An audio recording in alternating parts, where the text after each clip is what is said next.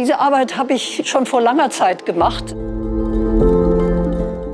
Sie ist aus sehr dünnem Papier und Sie sehen das an den Falten. Das war mir auch wichtig, dass ich nicht ein festes Material benutze, um ein Gesicht oder einen Kopf zu finden, sondern dass das Material selber schon ein bisschen wie Haut ist. Dazu habe ich nach dem Prinzip des Zufalls auch gearbeitet bei diesen Gesichtern und es hätte auch alles ganz anders aussehen können.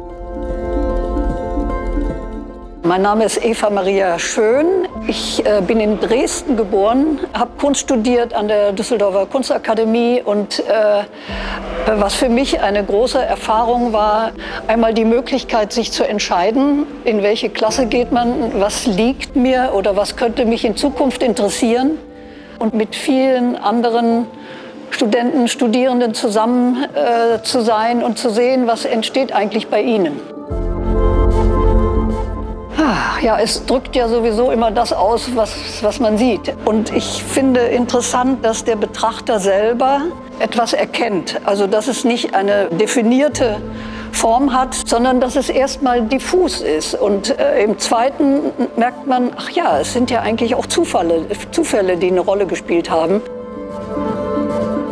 Es gab eine wichtige Person in meiner Familie, das war eine Großtante von mir, die war Malerin. Und von ihr wurde immer gesprochen, da gab es doch mal eine Malerin und ja, vielleicht wird die Tradition bei mir weitergehen. Dann gab es die ganzen Geschichten, wie sie als Künstlerin, eben als Frau, durfte sie eigentlich nicht beim Aktzeichnen dabei sein, aber sie durfte dann, weil sie Menzelschülerin war, sie durfte nicht ihre Bilder signieren. Unglaublich, heute gar nicht vorstellbar. Aber das hat mich doch sehr geprägt, glaube ich.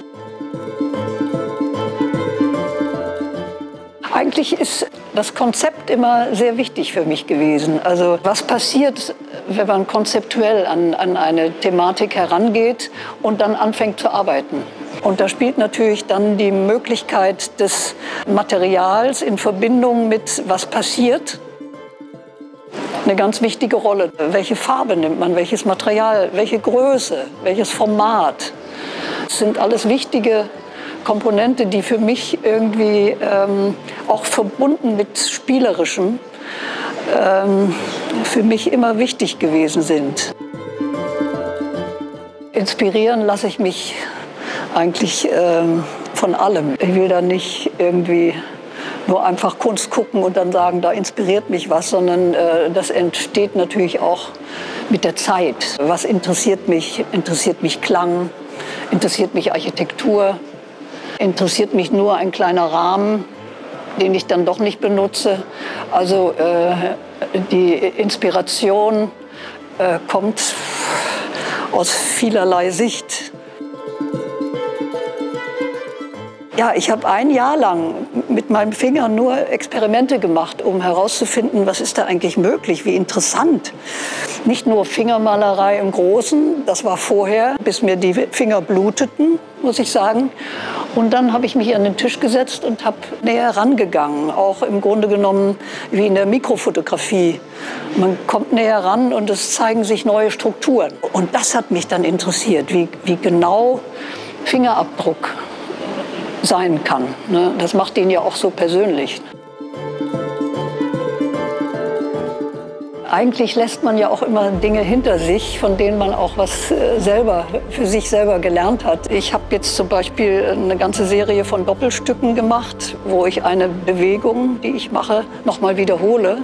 Da habe ich schon vor längerer Zeit mitgearbeitet mit diesem Prinzip. Andererseits habe ich jetzt gemerkt, ich mache die Doppelstücke jetzt anders. Sie sind nicht mehr so ästhetisch oder sie sind nicht mehr so cool, sondern sie werden etwas komplexer, sie werden problematischer auch.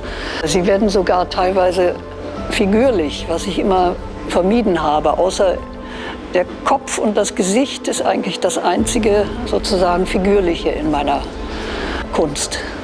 Und jetzt durch das Doppelstück, durch dieses Konzept des Wiederholens entsteht etwas, was Spannung auslöst. Und da bin ich jetzt daran interessiert, da weiterzumachen.